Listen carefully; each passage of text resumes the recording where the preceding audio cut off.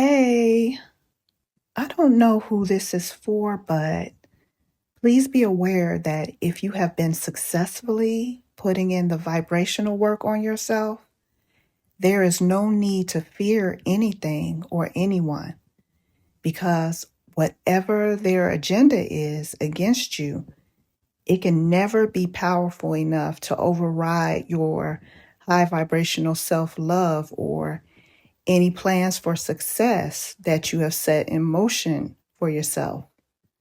The only way that anyone has any power to harm you is if you have energetically granted it to them, granted them permission to do so, meaning you have sent out the vibration into the universe that you believe this person or thing has power over you and can cause harm.